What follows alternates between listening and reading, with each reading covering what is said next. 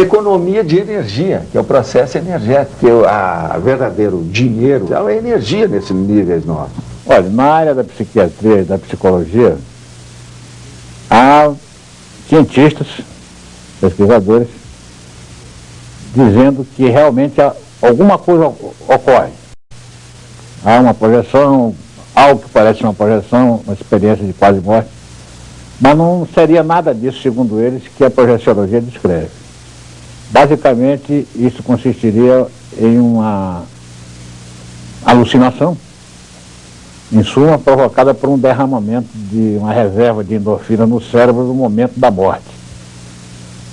Essa química produziria imagens e situações que poderiam ser tomadas como reais pela pessoa que de fato não morresse e voltasse à consciência, né, depois de estar muito perto da morte. Então não haveria de fato uma outra dimensão, não haveria uma dimensão extrafísica. Haveria sim aí um procedimento, um fenômeno envolvendo neurotransmissores. O que é que você diz disso? São pessoas que não fizeram a experiência por elas. Eu, por exemplo, não gosto nem de debater o processo. Quando a pessoa não é do ramo, ela não fez a vivência. Para mim, o processo vivencial, sabe, Miguel, é mais importante do que todas as enciclopédias, desde a época da Biblioteca de Alexandria. Eu falei aqui que eu estou na biblioteca, mas 90% de tudo isso é lixo do pensamento total. A ciência convencional também, mesmo a moderna, você sabe que é muito lixo mental. Há pessoas com diarreia mental e há outras que fazem masturbações também psíquicas.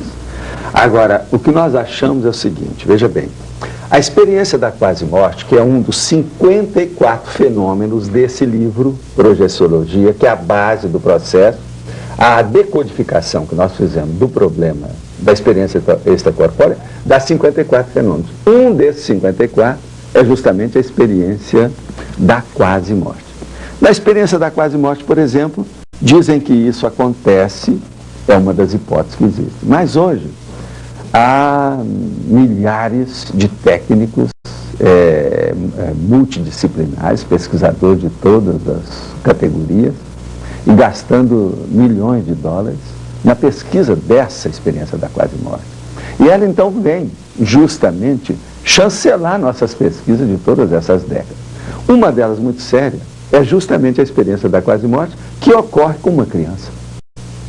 Ela vai ela mesma ver e volta, contando fatos, relatando nomes, pessoas e condições muito anteriores à própria vida dela, que só os adultos já amadurecidos de uma certa idade física é que saberiam o que aconteceu. Agora veja, aquela menina de 9 anos, de 8 anos, ela vem e relata aquilo e conta fato no argumento. Como é que aquela menina saberia de um processo desse com tanto detalhe? Mas nesse caso não poderia se tratar de um fenômeno telepático? Mas não é só telepático, as conotações são múltiplas. E outra coisa, concomitantes.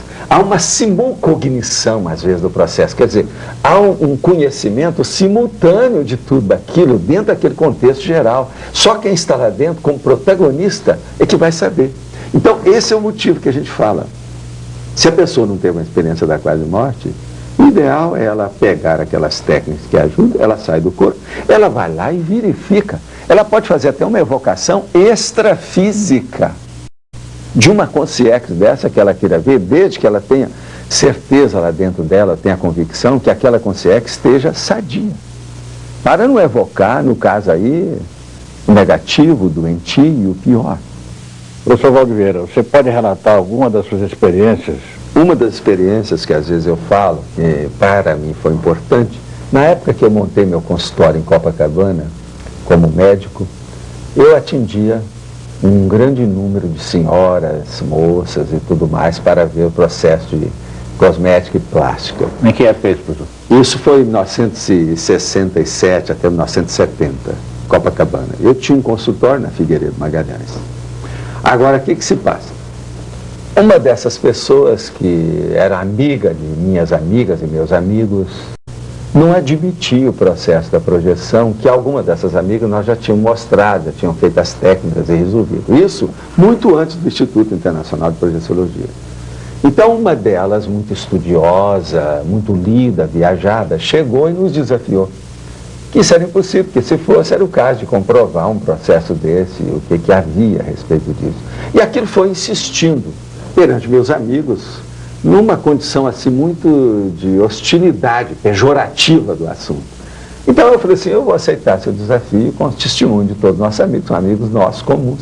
Vamos ver o que se passa. Você me dá uma semana para ver o que acontece.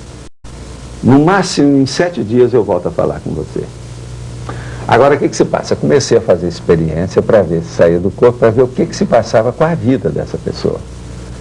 Para valer. De propósito, procurei me calçar e colocar cosmoética em tudo que eu podia e melhorar as energias.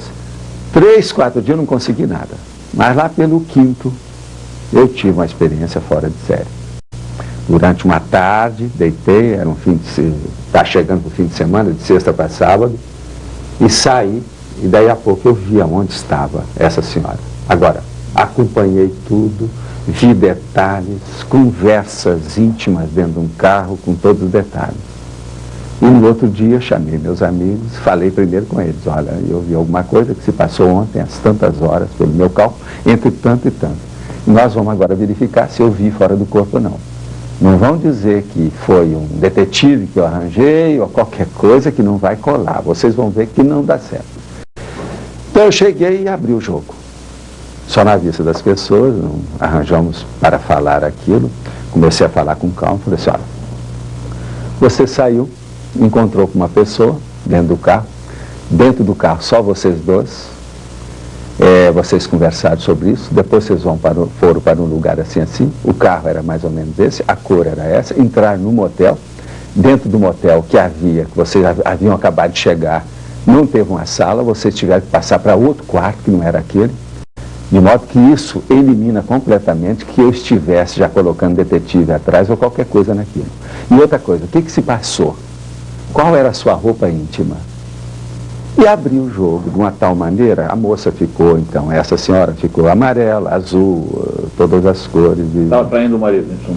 Estava traindo e nós fizemos da tal maneira que só ficaram sabendo pouco a pouco a coisa, com detalhes, para não criar problema.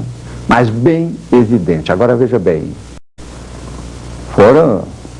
coincidiu que a situação dela era aquela, e dentro de um contexto dificílimo. Mas clareou tudo. Ao que parece, existe então a possibilidade concreta de se utilizar a projeção para, por exemplo, espionagem industrial. Ela pode fazer sabotagem, espionagem, matar os outros, a pessoa tem um poder dentro dela. Só que que vem a cosmoética e que segura, cerceia, aqui tem um limite. Mas que pode fazer, pode. Mas isso é um perigo. Por isso que é preciso de ter a cosmoética, porque senão a pessoa é a primeira, vem o reverter em cima dela. E ela não é reprimida ou contida no extrafísico por agentes extrafísicos? Ela é, principalmente pelos assediadores, que é o processo, todos sabem, as religiões olham e tudo mais, porque para nós, a maior doença que tem dentro da humanidade é justamente o assédio interconsciencial. É o que tem mais isso, é a doença mais comum do que a cárie dentária.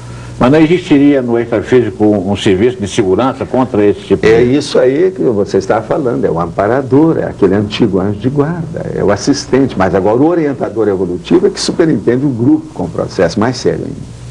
Certo. Isso tudo tem. Mas você nunca foi solicitado para fazer uma defesa, alguém que estivesse se sentindo ameaçado por um espião no astral e que teria direito a uma legítima defesa? Foi 3 vezes na minha vida, coisa séria. Uma delas era de base no Brasil, agora uma outra era internacional, eu não entrei em nada. Agora teve uma outra muito pitoresca e curiosa.